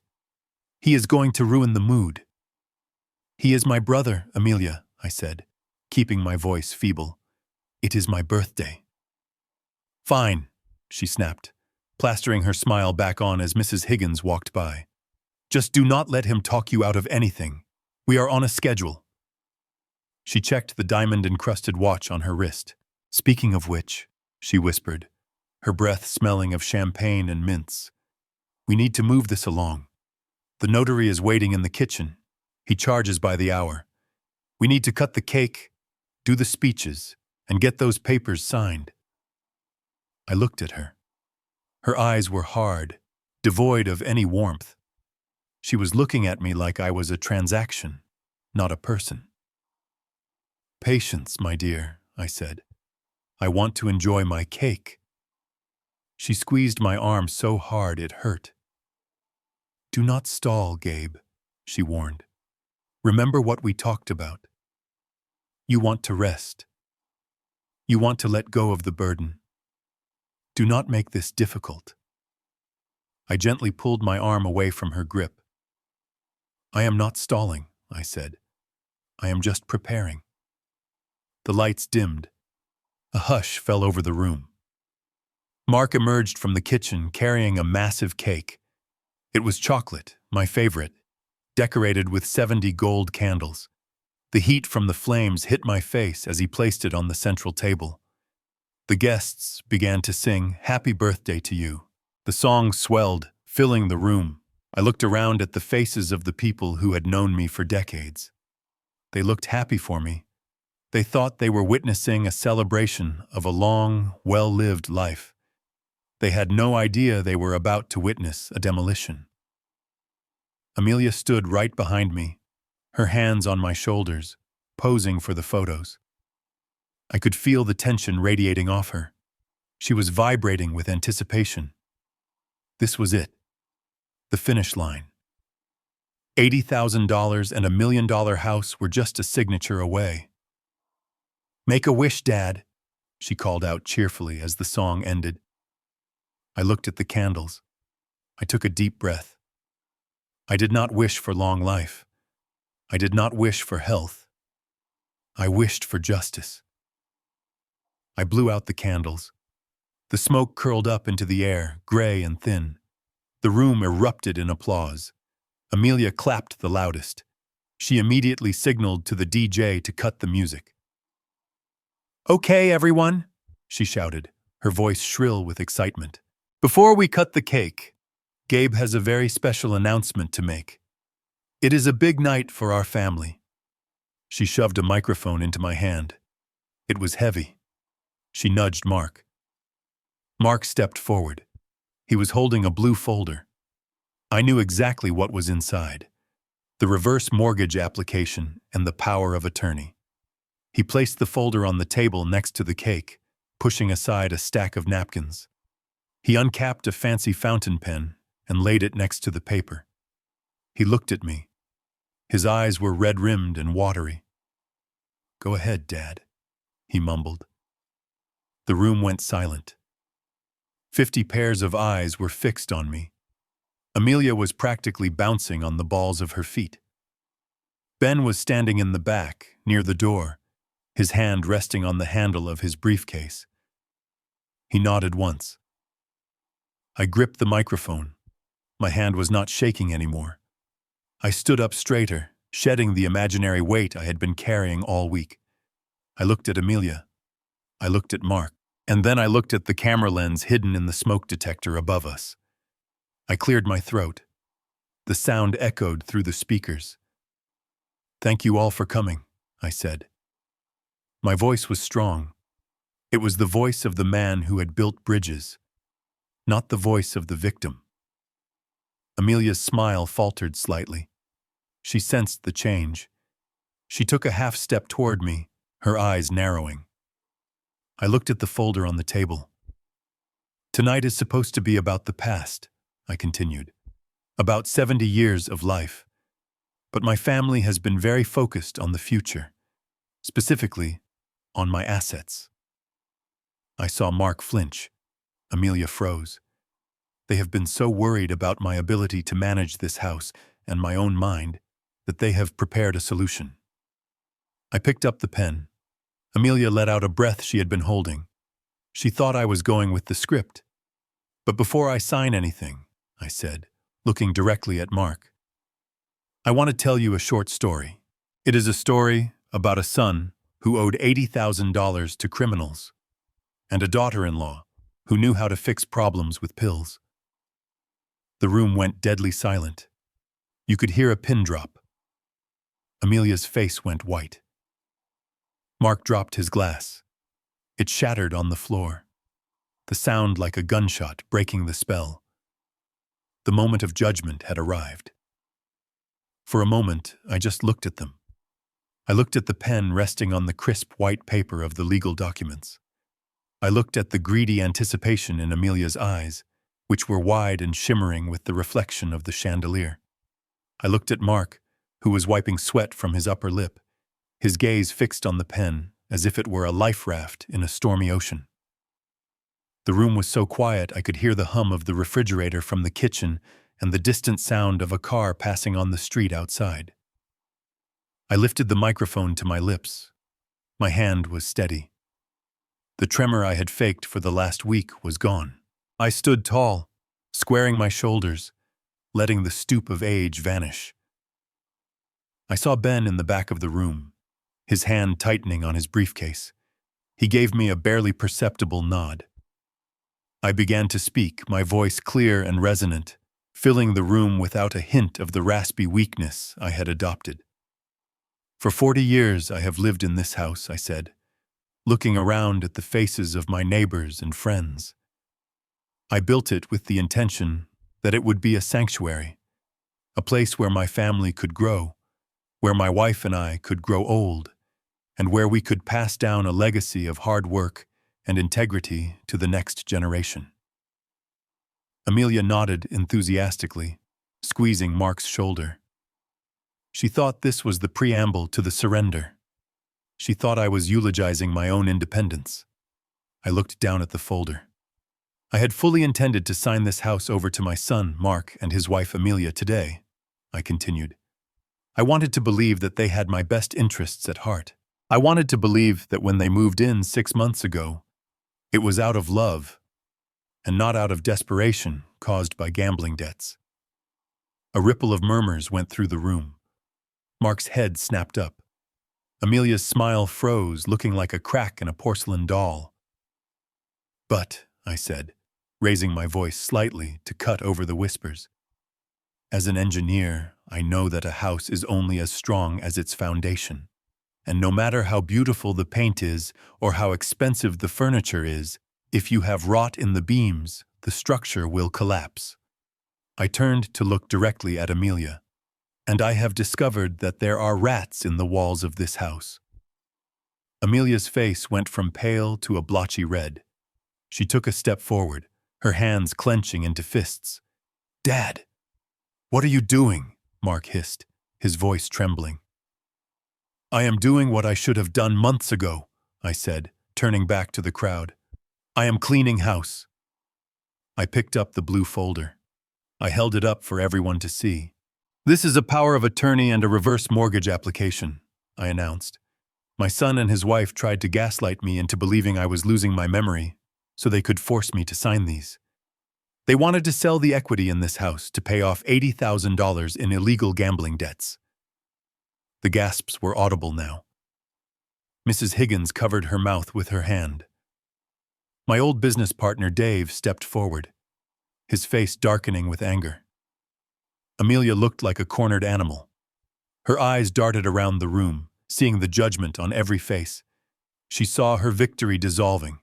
She saw the loan sharks looming in her future.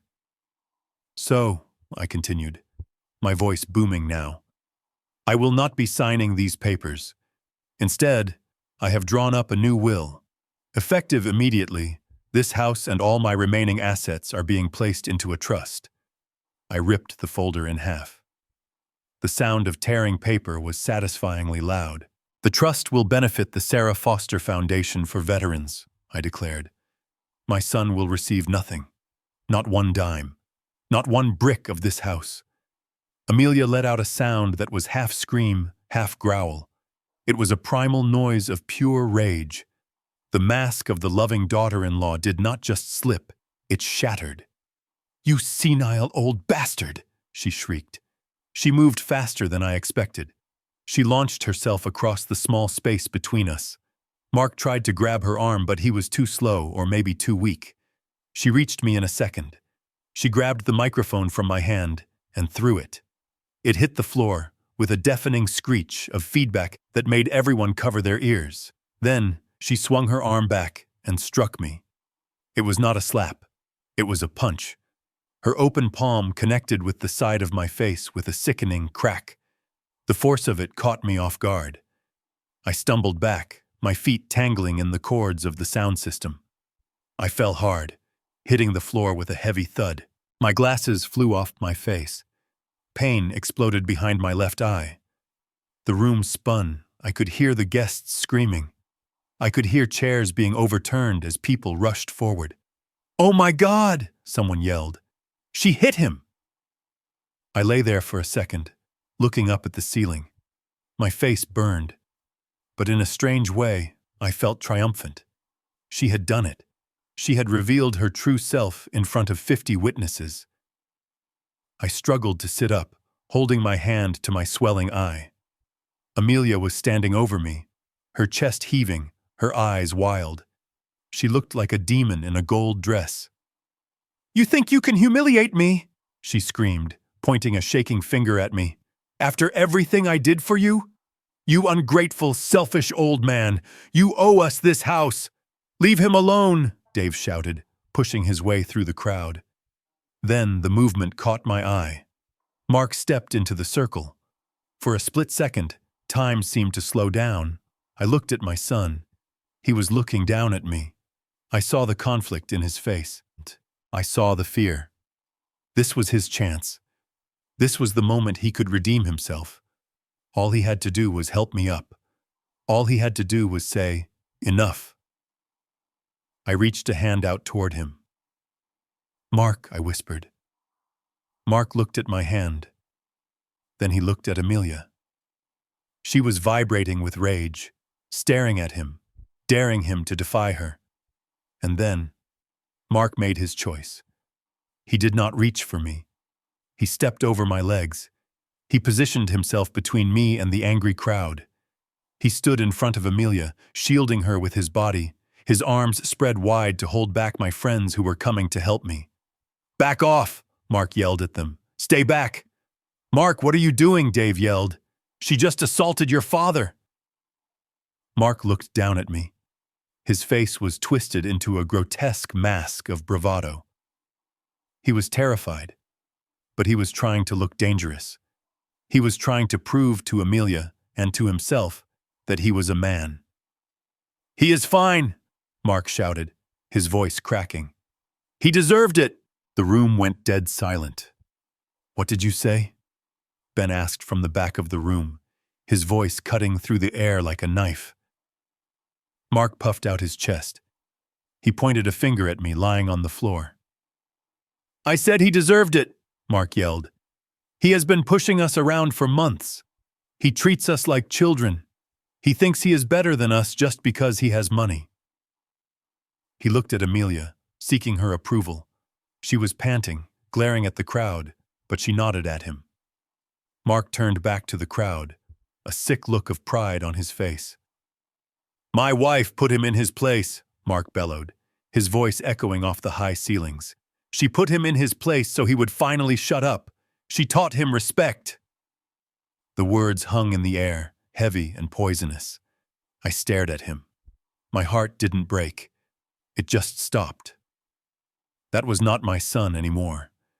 That was a stranger who had just publicly justified abuse to protect his own ego. Mark stood there, breathing hard, feeling a rush of adrenaline. He thought he had taken control. He thought he had silenced the room. He thought he was the alpha male defending his territory. He did not see Ben opening his briefcase. He did not see the two men in the back of the room, who had been standing quietly by the door, reach into their jackets and pull out badges. Mark looked down at me with a sneer. "Get up, Dad," he spat. "Stop acting like a victim." I slowly pushed myself up to my knees. My eye was throbbing, already swelling shut. I felt dizzy, but I also felt a cold, hard clarity. "I am not the victim, Mark," I said quietly, though in the silence everyone heard it. I looked past him to where Ben was walking forward, flanked by the two police officers. "I am the witness," I whispered. Mark followed my gaze. He saw the police. He saw Ben. And for the first time, the look of pride on his face faltered, replaced by the dawning realization that he had just made a mistake that no amount of apologizing could ever fix. The silence that followed was not the silence of shock. It was the silence of a tomb. And Mark was standing right in the middle of it, holding the shovel. The clapping was slow and deliberate. It cut through the stunned silence of the room like the steady beat of a judge's gavel. Clap, pause, clap, pause, clap. It came from the back of the room, from the shadows near the entrance where the light from the chandelier did not quite reach. Mark stopped panting. The adrenaline that had fueled his outburst began to drain away, replaced by a sudden, confused fear. He squinted into the dim light. Amelia froze, her hand still raised halfway, her chest heaving beneath the gold sequins of her dress. My brother Ben stepped forward into the light. He moved with the predatory grace of a man who has spent 40 years tearing apart lies in a courtroom. He was not smiling. His face was a mask of cold, hard granite. And he was not alone. Behind him, looking equally grim, was Sheriff Miller. Miller was an old friend of ours, a man who had eaten at my table 100 times. But tonight, he was not here for cake. He was in full uniform, his hand resting casually on his belt, right next to his handcuffs. Ben stopped in the center of the room, just a few feet away from where I was slowly getting to my feet. He looked at Mark, his eyes filled with a disappointment so deep, it looked like physical pain. "That was quite a speech, nephew," Ben said, his voice low but carrying to every corner of the room. "You really found your voice. It is a shame you decided to use it to defend a monster." "Who are you calling a monster?" Amelia shrieked, trying to regain control of the narrative. "Get out of my house. This is a private party." Ben ignored her completely. He did not even blink. He walked over to the large flat-screen television that mounted above the fireplace. It was currently displaying a slideshow of photos from my life. Me as a young engineer, me with Sarah, me holding Mark as a baby. Ben reached into his pocket and pulled out his phone. He tapped the screen a few times. "You asked if we were proud, Mark," Ben said, his back to the room as he connected the device. "You asked if we understood respect. Well, I think we should all see exactly what kind of respect you and your wife have been showing your father." The slideshow on the screen flickered and died. The screen went black for a second. Then, a video feed appeared. It was grainy and green-tinted, the unmistakable look of night vision. A gasp went through the room. It was the kitchen. My kitchen. The timestamp in the corner read 10:15 p.m. 3 nights ago. On the screen, Amelia appeared. She was wearing her silk robe. Every person in the room leaned forward. The quality was crystal clear. They watched as she opened the cabinet. They watched as she took down the orange bottle. They watched, in horrified silence, as she scraped my heart medication into the trash and replaced it with the pills from the plastic bag. "Oh my God," Mrs. Higgins whispered, her hand flying to her throat. But the video was not done. The door on the screen opened, and Mark walked in. Amelia, standing in the living room in real life, let out a strangled sound. She lunged toward the TV. "Turn it off! Turn it off right now!" Sheriff Miller stepped in her path. He did not touch her. He just stood there, a wall of blue uniform. She bounced off him and stumbled back. On the screen, the audio kicked in. It was loud. It was clear. "If the old man does not sign this week, a heart attack will solve the problem," the Amelia on the screen said. "Who is going to question it? He is 70. The crowd recoiled as one. It was a physical reaction to the pure malice in her voice. Then came Mark's voice. "You are talking about killing him." "I am talking about survival," the on-screen Amelia hissed. "It is him or us, Mark. $80,000 or your kneecaps." And then, the moment that sealed his fate. The moment Mark on the screen nodded and walked away, leaving the poison in the cabinet. Ben paused the video right there. He turned to face Mark. Mark was pale, the color draining from his face until he looked like a wax figure. He was shaking so hard his teeth were chattering. Ben took a step toward him. "You just told this room that you were proud she put him in his place," Ben said, his voice rising with righteous anger. "You said she taught him respect. Is that what you call this, Mark? Is conspiracy to commit murder your definition of respect?" Mark opened his mouth, but no sound came out. He looked at me, his eyes wide and pleading, begging for me to say it was a lie, to say it was a deep fake, to save him one last time. But I stood silent. I touched the bruise forming on my cheek. I was done saving him. Amelia, realizing the walls were closing in, made a desperate calculation. She looked at the sheriff, then at the back door leading to the patio. She kicked off her high heels and bolted. She didn't make it 3 steps. 2 plainclothes officers who had been blending in with the guests stepped out from the crowd. They grabbed her by the arms. She screamed, a feral, ugly sound, thrashing and kicking. "Get off me! You have no proof! That video is illegal! You cannot use that!" Sheriff Miller walked over to her. He pulled out his handcuffs. "Actually, Mrs. Foster, in this state, video evidence of a felony in progress is admissible regardless of consent, and since it was recorded in the victim's own home by the victim, it is perfectly legal." He snapped the cuffs on her wrists. The click was the most satisfying sound I had ever heard.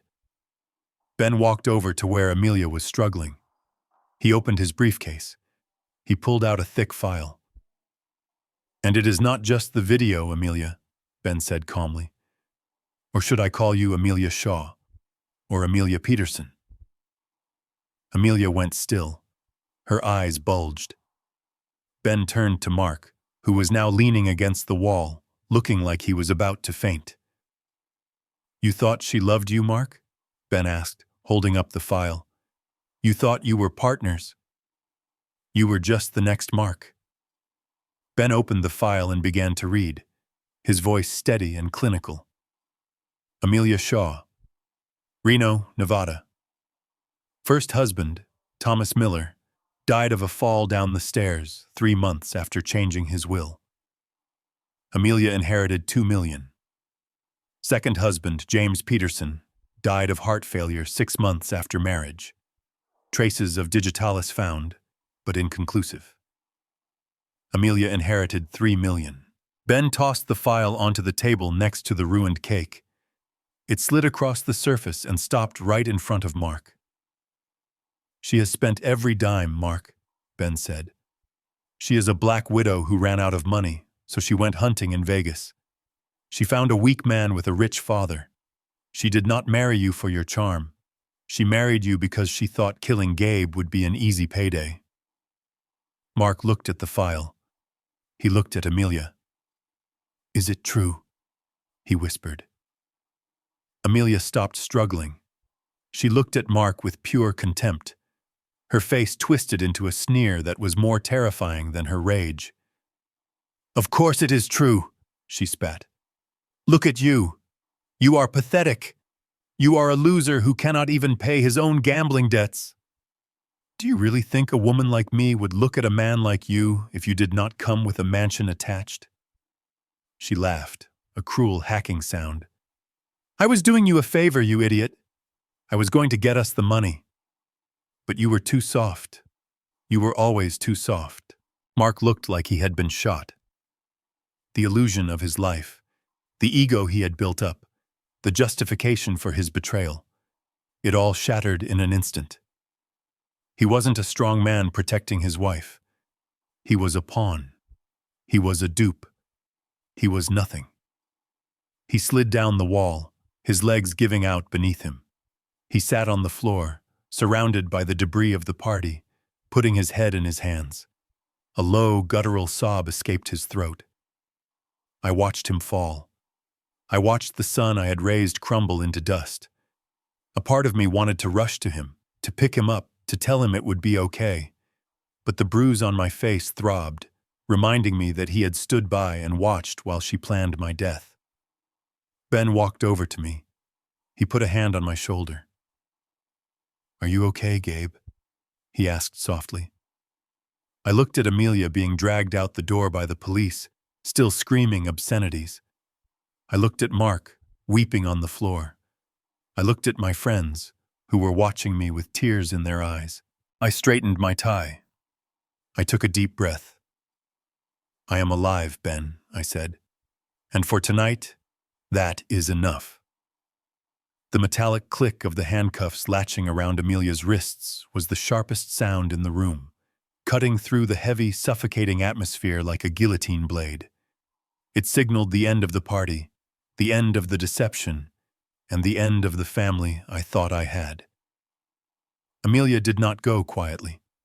As Sheriff Miller tightened the restraints, the shock that had paralyzed her moments ago evaporated, replaced by a feral, explosive rage. She did not look at the police. She did not look at me. She turned her wild, hate-filled eyes directly onto Mark, who was still slumped on the floor, a heap of broken ego and expensive wool. "You useless coward!" she screamed, thrashing against the grip of the officers. Her voice was raw, shredding the elegant silence of the room. "I did everything for you.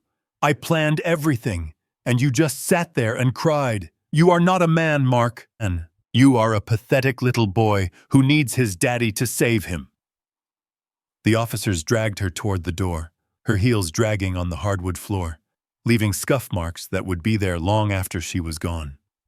She kept screaming, spewing profanities and accusations, blaming everyone but herself. She blamed the loan sharks.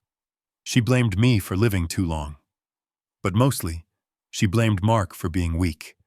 And in a twisted way, she was right. Her evil was proactive. His evil was passive. And I am not sure which one hurt more. As her screams faded into the night air outside, the room fell into a stunned hush. My guests, the people who had come to celebrate a birthday, stood like statues, witnessing a tragedy. Mark slowly lifted his head. His face was blotchy and wet with tears. He looked at the empty doorway where his wife had just been taken. Then he looked at Ben, who was standing over him like a judge. Finally, he looked at me. He scrambled to his knees. It was a clumsy, desperate movement. He crawled the few feet across the floor until he was right in front of me. He reached out and grabbed the hem of my trousers with shaking hands. "Dad," he choked out, his voice thick with mucus and tears. "Dad, please. You have to tell them. You have to stop them." I looked down at him. I did not step back. I did not kick him away. I just stood there, feeling the weight of his hands on my leg. They were the same hands that used to hold mine when we crossed the street, the same hands that had signed the lease on this house 6 months ago, the same hands that had held the pen to sign away my life just 10 minutes earlier. "Dad." "I didn't know," Mark sobbed, burying his face in my leg. "I swear to God, I didn't know she was going to kill you. I thought it was just sleeping pills. She told me she just wanted you to sleep so we could get the papers signed. I was bewitched, Dad. She manipulated me. She made me do it. I was scared of the debt, and she twisted my mind." He looked up at me, his eyes wide and pleading, begging for the fatherly absolution he had received his entire life. Whenever he broke a window, whenever he failed a class, whenever a business went under, I had been there to fix it. He expected this to be the same. He expected me to look at his tears and melt. I did not melt. I slowly pulled my leg away from his grasp. He fell forward slightly, catching himself on his hands. I turned away from him and walked over to the large mirror that hung in the hallway, near the coat rack. I looked at my reflection. The man staring back at me looked older than 70. My gray hair was disheveled. My suit was rumpled from the fall. And there, blooming across my left cheekbone and eye, was a dark, angry purple bruise. My eye was already swollen shut, a physical testament to the violence that had just occurred in my home. I touched the bruise gently. It throbbed under my fingertips. It was real. This was not a nightmare. My daughter-in-law had struck me, and my son had cheered. I turned back to Mark.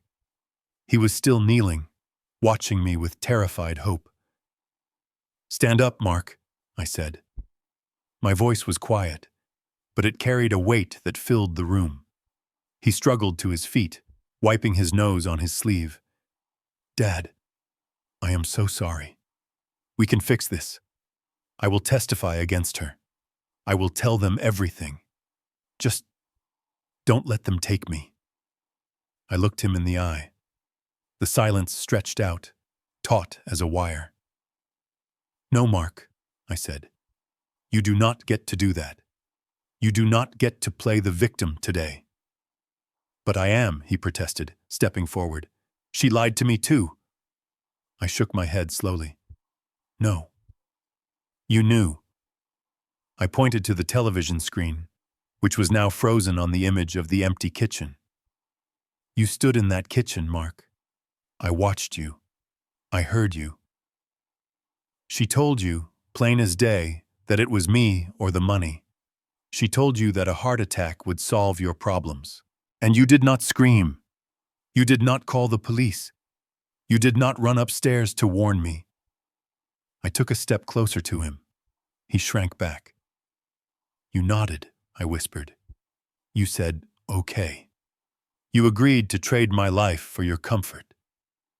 Mark opened his mouth to argue, but I cut him off. And tonight, I continued, my voice rising slightly, trembling with the force of my suppressed anger. Tonight, right here in front of everyone we know, when she hit me, when your wife assaulted your 70-year-old father and knocked him to the ground, you did not help me up. You did not check if I was hurt. I pointed to the spot on the floor where I had fallen. You stepped over me, Mark. You stood between me and the people who wanted to help. And you shouted that I deserved it. You shouted that she had taught me respect. Mark flinched as if I had slapped him. I didn't mean it, he whispered. I was trying to de-escalate her. I was scared. I laughed. It was a dry, humorless sound. You were not scared, Mark. You felt powerful. For the first time in your life, you felt like a big man because you were standing over a fallen one. I looked at my swollen eye in the mirror again, then back at him. You say you were bewitched. You say you were manipulated. You say you love me. But that is the biggest lie of all. You do not love me. You do not love Amelia. You do not even love yourself. Mark stared at me, his jaw trembling. You only love your cowardice, I said, the words tasting like iron in my mouth. You love the easy way out. You love letting other people fix your messes. And when the mess became murder, you were perfectly happy to let her do the dirty work as long as you got to keep the house. Dad, please, he whimpered. I am your son. I looked at Ben. I nodded. Ben signaled to the sheriff. Sheriff Miller stepped forward, pulling a second pair of handcuffs from his belt. He walked up to Mark. Mark Foster, the sheriff said, his voice professional and cold. You are under arrest for conspiracy to commit murder, elder abuse, and fraud. Mark's eyes bulged. He looked at the handcuffs, then at me. No, Dad, you can't let them do this. It is a mistake. I am the witness. I am the good guy. I turned my back on him. I walked over to the window and looked out at the darkness. Turn around and put your hands behind your back, Mark, the sheriff ordered. I heard the scuffle. I heard Mark pleading, his voice rising in pitch until it sounded like a child's tantrum. I heard the click of the handcuffs. Dad, look at me.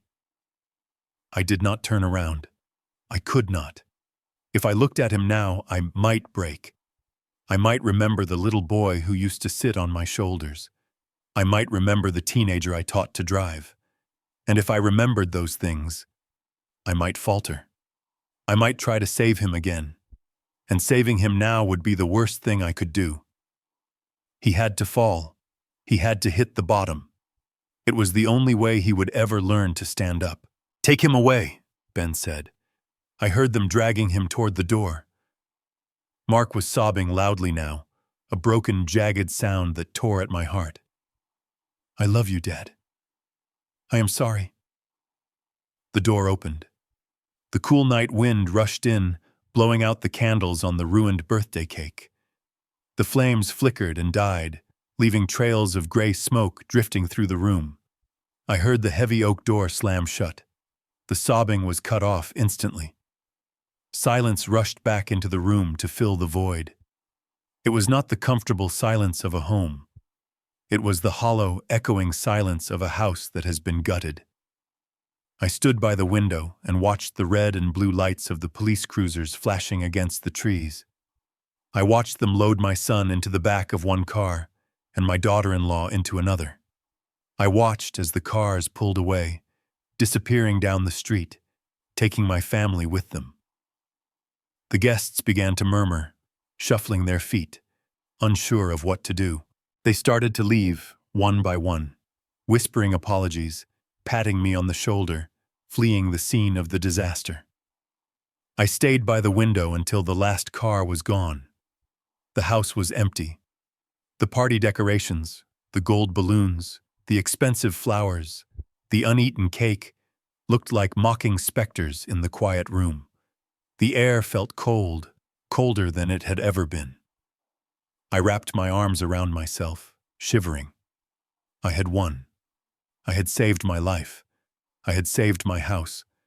But as I looked around the large, silent living room, I realized the cost of the victory. I was safe, but I was entirely, completely alone, and the silence was deafening.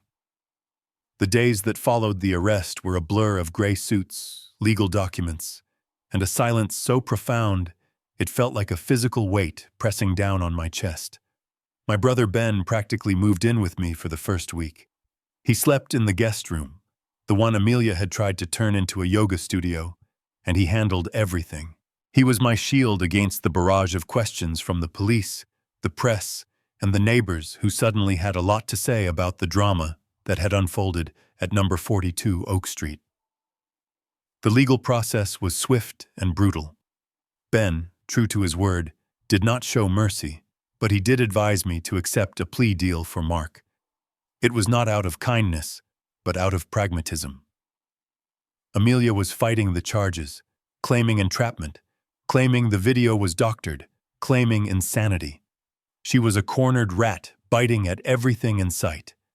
To ensure she went away for a long time, the prosecution needed a witness. They needed someone who was on the inside. They needed Mark. I sat in the back of the courtroom the day Mark entered his plea. He was wearing an orange jumpsuit that hung loosely on his frame. He had lost weight. His hair, usually styled perfectly, was shorn close to his skull. He looked like a stranger. When the judge asked him how he pleaded to the charges of conspiracy to commit murder and elder abuse, Mark did not look at the judge. He looked at me. His eyes were hollow. There was no arrogance left, no defiance, just a deep, crushing shame. "Guilty, Your Honor," he whispered. Because of his cooperation against Amelia, and because his lawyer argued that he was under extreme duress and manipulation, the judge was lenient. Amelia was sentenced to 20 years without parole. The Black Widow was finally in a cage she could not charm her way out of. Mark received 3 years in a minimum security facility, followed by 5 years of probation. 3 years. It sounded like a long time, but for the crime of watching your father being slowly poisoned and doing nothing, it felt like a gift. When the gavel came down, Mark closed his eyes and let out a long breath. As the bailiffs led him away, he turned his head one last time to look at me. He mouthed the word, "sorry." I did not mouth anything back. I simply nodded once, a gesture of acknowledgement, not forgiveness. Then I stood up and walked out of the courtroom. Ben asked me if I wanted to visit him before he was transferred. "No," I said. "I am not ready." Ben nodded. He understood. You cannot visit a ghost, and the son I loved was a ghost. The man in the cell was someone else, someone I needed to mourn before I could ever think about facing again. The next step was the house. I returned to it after the trial, but the moment I stepped through the front door, I knew I could not stay. The walls felt tainted. The kitchen, once the heart of the home where Sarah and I had cooked Sunday dinners, was now just the place where Amelia had mixed poison into my medicine. The living room was no longer where we opened Christmas presents. It was the stage where my son had publicly humiliated me. Every corner held a shadow. Every floorboard creaked with a memory that had been corrupted. I felt like a stranger in my own life. I called a real estate agent the next morning. She was a bubbly woman named Linda who had sold houses on my street for years. She walked through the rooms, cooing over the hardwood floors and the crown molding, completely oblivious to the tragedy that had occurred here. "It is a beautiful property, Gabe," she said, running her hand along the banister. "Are you sure you want to sell? You built this place." "It is just a building, Linda," I said, looking at the spot on the floor where Amelia had slapped me. "The home is gone. We listed it below market value for a quick sale." I did not want to haggle. I did not want to wait. I just wanted to be free. It sold in 3 days to a young couple with a baby on the way. When I met them at the closing, seeing the excitement in their eyes, I felt a flicker of peace. They would paint over the walls. They would fill the rooms with new laughter. They would exorcise the demons with their happiness. The check for the sale was substantial, $1.5 million. It was a lifetime of savings, equity, and hard work. Holding that piece of paper in my hand, I felt the weight of the temptation that had destroyed my son. This was what they had wanted. This was what they had been willing to kill for. I drove straight to the bank. I kept enough to buy a small, 2-bedroom condo in a quiet coastal town 2 hours away, and enough to ensure I would have good medical care for the rest of my days. The rest, over $1 million, I signed away. I sat in the office of the director of the Veterans Foundation. He was a stern man who broke down in tears when I handed him the check. "Are you sure, Mr. Foster?" he asked, his hands shaking. This is a fortune." "It is a legacy," I corrected him. "My wife Sarah spent her life volunteering for this cause. This money was meant to build a future for my family. Since that future is gone, I want it to build a future for men and women who actually understand the meaning of honor and sacrifice." Walking out of that office, lighter by $1 million, was the first time in months I had taken a breath that didn't hurt. Packing was the hardest part. I hired movers for the furniture, but I packed Sarah's things myself. I wrapped her porcelain figurines in newspaper. I folded her quilts. I found a box of Mark's old childhood drawings in the attic, stick figures of me and him fishing, a Father's Day card made of macaroni. I sat on the floor of the dusty attic and held that card for a long time. I traced the clumsy letters written in crayon. "I love you, Daddy." I did not throw them away. I could not. I packed them in a box labeled Mark, Keep. Maybe one day, years from now, I would be able to look at them without feeling like my heart was being ripped out. But not today. I left behind everything Amelia had touched, the curtains she bought, the rugs, the fancy espresso machine. I told the movers to take them to the dump. I did not want a single molecule of her influence coming with me to my new life. On my last day in the house, the rooms echoed with emptiness. I walked through each room one last time, saying a silent goodbye. Goodbye to the memories. Goodbye to the dreams. Goodbye to the life I thought I would have. Ben was waiting for me in the driveway, leaning against his car. He had helped me load the last few boxes into my sedan. "You got everything?" he asked. I patted my chest pocket, where the picture of Sarah was safe. "I have everything that matters." Ben looked at the house and then at me. "You know, Gabe," he said softly, "you did the right thing. It does not feel like it right now, but you saved him. If he had gotten away with it, he would have lost his soul completely. Prison might actually make a man out of him." "Maybe," I said. "Or maybe it is just where he belongs." I got into my car. I did not look back as I pulled out of the driveway. I drove toward the highway, watching the familiar streets of my neighborhood fade into the rearview mirror. I turned on the radio to drown out the silence. The drive to the coast was therapeutic. The landscape changed from suburban sprawl to rolling hills, and finally, to the flat, marshy expanse of the shoreline. The air grew salty and crisp. My new condo was on the third floor. It had a balcony that overlooked the ocean. It was small, white, and clean. It had no history. It had no ghosts. I spent the first few weeks just sitting on that balcony, listening to the waves crash against the shore. The rhythm of the ocean was constant, indifferent to human suffering. It was comforting. I did not visit Mark. I received a letter from him 2 months in. The envelope was stamped with the prison logo. I held it in my hand for an hour, debating whether to burn it or open it. Eventually, I opened it. It was short. He apologized again. He said he was working in the prison laundry. He said he was going to therapy. He said he missed me. I folded the letter and put it in a drawer. I did not write back. Not yet. Forgiveness is a bridge, and right now, the chasm between us was too wide, and the materials I needed to build that bridge, trust, respect, love, had been stolen. I needed time to manufacture new ones. I started walking on the beach every morning. I met new people, retired teachers, fishermen, tourists. They did not know me as the man whose son tried to kill him. They just knew me as Gabe, the guy who liked to collect sea glass. It was a simple life. It was a lonely life at times, but it was a life of dignity. I slept with my door unlocked because I knew that the only people who wanted to hurt me were locked away. One evening, about a year after the trial, I was sitting on my balcony watching the sunset. The sky was a bruised purple and orange, beautiful and melancholic. My phone rang. It was Ben.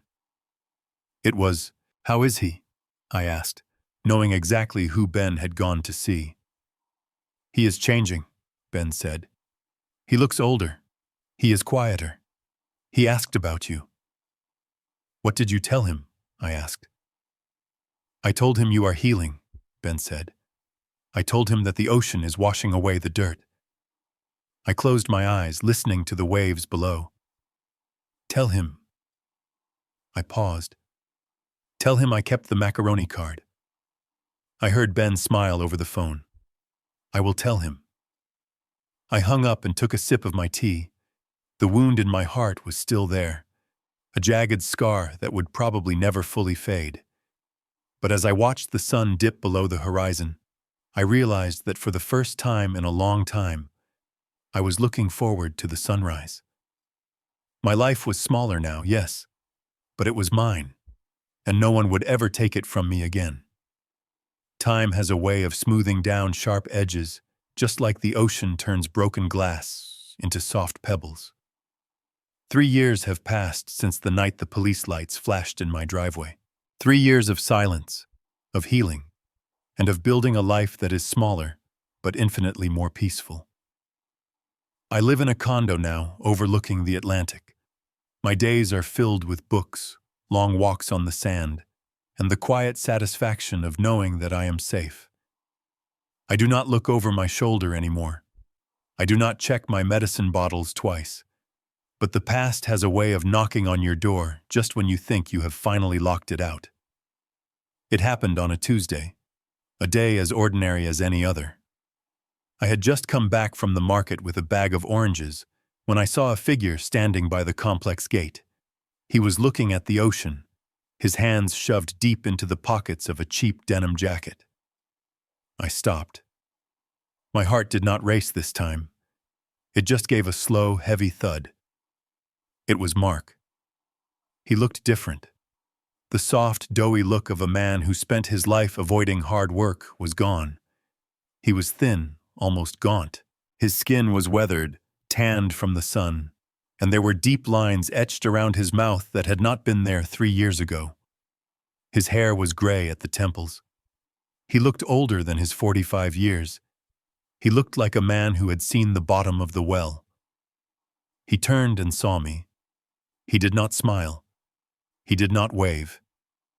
He just took his hands out of his pockets and stood straight, waiting for me to decide if he was allowed to approach. I walked up to him.